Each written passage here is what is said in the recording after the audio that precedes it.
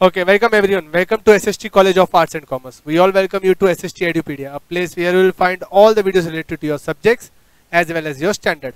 So this topic we have started long before. आज उसका आगे का पार्ट अपलोड किया जा रहा है. This is the part 2.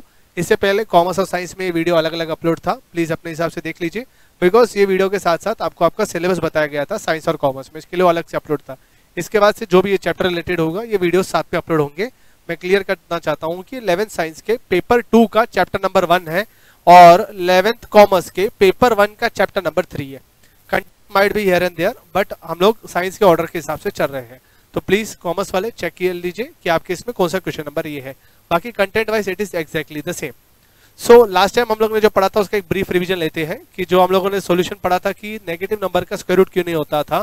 तो हम लोगों ने नेगेटिव नंबर में से वो स्क्वायर रूट को हटाया था. तो -4 का स्क्वायर रूट लिखा था 4 × -1, जिसकी वजह से हम लोग ने उसको square root of 4 × square root of -1 लिख दिया था. तो स्क्वायर रूट ऑफ 4 हमें मालूम था 2, स्क्वायर रूट ऑफ -1 को मुझे कुछ नाम देना था, तो इसको मैंने नाम दिया था i. याद आया होगा सबको. तो स्क्वायर रूट ऑफ -4 का स्क्वायर रूट होता है 2 और स्क्वायर रूट ऑफ -1 i, जहाँ पे i का वैल्यू होता था स्क्वायर रूट ऑफ -1. उसी की तरह हम लोग ने स्क्वायर रूट ऑफ -9 को भी लिखा था 3i, जहाँ पे i का वैल्यू था स्क्वायर रूट ऑफ -1.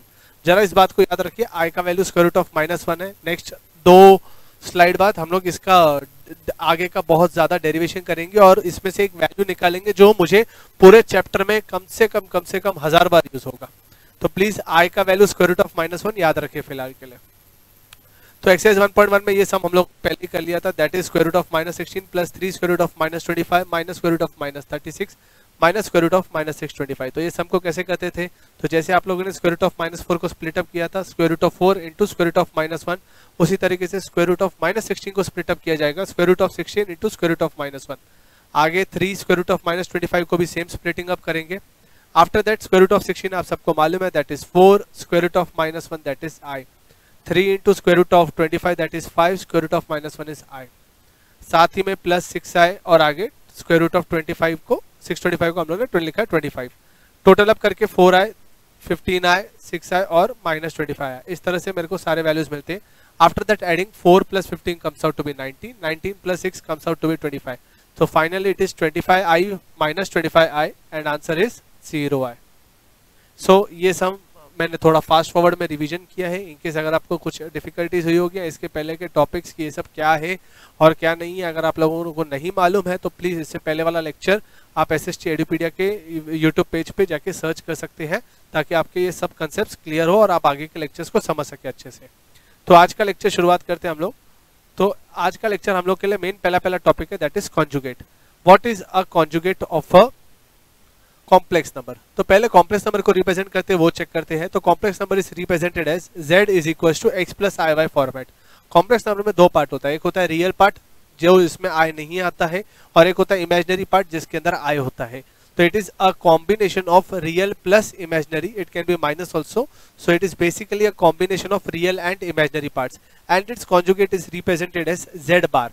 कॉन्जुगेट को हमेशा बार से रिप्रेजेंट किया जाता है और इसके अंदर जो i की साइन होगी वो चेंज की जाती है. इनकेस अगर प्लस दिया होगा तो आप माइनस करोगे और अगर माइनस दिया होगा तो आप प्लस करोगे. तो जैसे मेरा एग्जांपल दिया है मैंने z = x + iy, तो उसका कॉन्जुगेट आएगा z = x - iy. तो इसके अंदर आपको वापस ध्यान देना पड़ेगा कि सिर्फ और सिर्फ आपके i के साइन चेंज होती है, रियल नंबर वाले टर्म को साइन चेंज नहीं करना है. तो इसके ऊपर आइए हम लोग आगे का टॉपिक पढ़ते हैं. Exercise 1.1 question number 2, right the conjugates of the following complex number. जहाँ पे आपको फर्स्ट सम दिया है z = 3 + i, तो इसका कॉन्जुगेट i का साइन चेंज करना है, तो conjugate z bar will be equal to 3 - i. Similarly एक और सम देखते हैं जहाँ पे 6 वाला z = √5 - i, तो उसका कॉन्जुगेट i का साइन चेंज होगा, तो इट इज √5 - i था, तो वहां पे आ जाएगा +i. तो basically this is the conjugate. इसके अंदर और भी कुछ क्वेश्चंस है, प्लीज एक बार हो सके तो ट्राई कर लीजिए. इनकेस कुछ डाउट्स आता है तो please put up in the comment box. Next basics की तरफ आते हैं. ये बेसिक्स बहुत इंपॉर्टेंट है. यहाँ से हम लोग जो आगे बढ़ेंगे पूरी जो आपके चैप्टर्स के 4 एक्सरसाइज है इसी के ऊपर डिपेंड करते हैं. तो ये बेसिक्स में सबसे पहले पढ़ने के लिए आपको i का वैल्यू मैंने याद रखने बोला था. तो i का वैल्यू आप सबने याद रखा होगा. तो i का वैल्यू था स्क्वायर रूट ऑफ -1. तो अगर दोनों साइड में स्क्वायर करता हूँ तो यहाँ पे आ जाएगा i², वहाँ पे स्क्वायर रूट ऑफ -1 का होल जाएगा the whole square. Square root और स्क्वायर कैंसिल, तो i² का वैल्यू मुझे कितना मिलेगा बच्चा लोगों, आई स्क्वायर का वैल्यू मिलेगा मुझे -1। इस बात को बहुत दिमाग में याद रख लीजिए, गार्ड बांध लीजिए कि जब भी आई स्क्वायर दिखेगा आपको वहां पे पुटअप करना ही है -1। जहां पे भी आपको आई स्क्वायर दिखे आपको क्या पुटअप करना है, -1।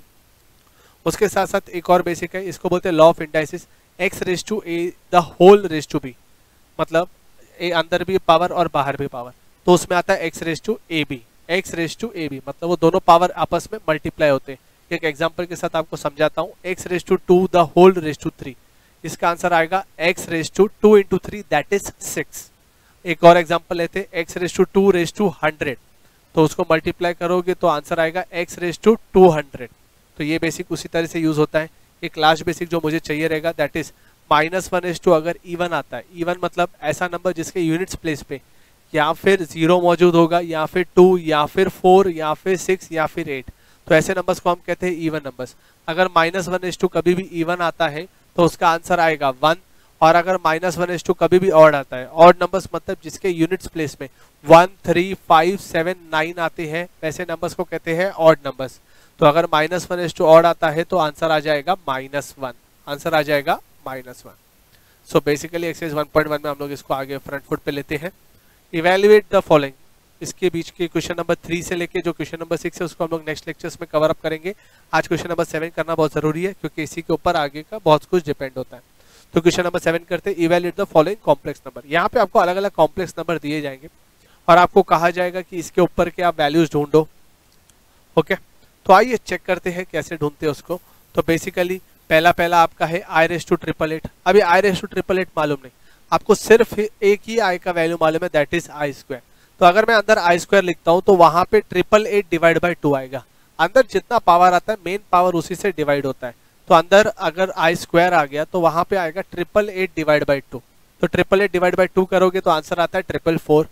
आई स्क्वायर का वैल्यू याद करो बच्चा लोगों, अभी आपको बताया था मैंने, हमेशा दिमाग में गार्ड बांध के रखिए।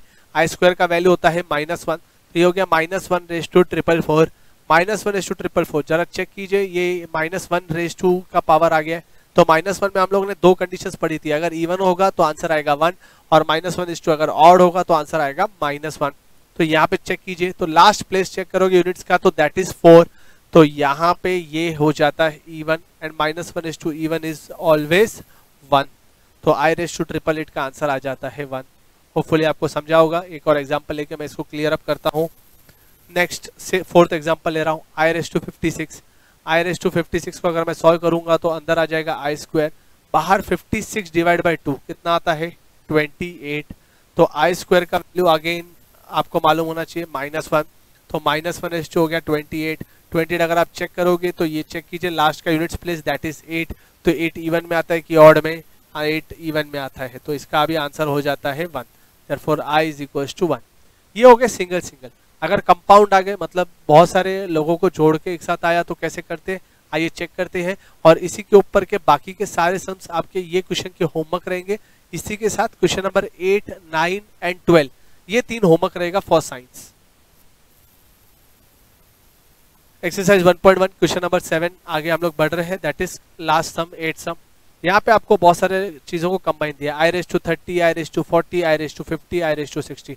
बट सबसे बड़ा प्रॉब्लम आपको मालूम है कि मेरे पास तो सिर्फ एक ही i का वैल्यू मालूम है दैट इज आई स्क्वायर। यहाँ पे इसको लिखूंगा आई स्क्वायर आई स्क्वायर आई स्क्वायर आई स्क्वायर चारों जगह। पहले में अगर आई स्क्वायर लिख दिया तो वहां पे होगा 30 divide by 2 that is 15, next में होगा 40 divide by 2 that is 20, next में होगा 50 divide by 2 that is 25, next में होगा 60 divide by 2 that is 30। Next again I square का वैल्यू -1 पुटअप कर देता हूँ। तो -1 पुटअप करने के बाद आप यहाँ पे डायरेक्ट भी चेक कर सकते हैं कि इवन है कि ऑड है। तो अगर आप यहाँ पे ऑब्जर्व करोगे तो 15 आप लोगों का ऑड है तो वहां पे आ जाएगा -1। उसके बाद 20 इवन है तो आंसर आएगा +1, 25 ऑड है तो आंसर आएगा -1, 30 इवन है तो आंसर आ जाएगा +1। अगर आप देखोगे तो -1 + 1 कैंसिल हो गया, 0 आ गया, -1 + 1 अगेन कैंसिल हो गया, 0 आ गया, तो इसी के साथ ये हो गया 0। तो फाइनली इसका आंसर आ गया 0। तो बेसिकली आज हम लोगों ने क्या क्या पढ़ा मैं आपको एक ब्रीफ रिवीजन देता हूँ। जहाँ पे हम लोगों ने कॉन्जुगेट पढ़ा, तो कॉन्जुगेट में जो भी आई का साइन होता है उसका साइन चेंज करना है। अगर आई प्लस में तो आप माइनस में करोगे, अगर माइनस में है तो आप प्लस में करोगे, ये पहला हो गया। सेकेंड थिंग ये होने के बाद हम लोगों ने पढ़ा था कि बेसिक्स आई स्क्वायर का value -1, x⁻a the whole raise to b x⁻ab।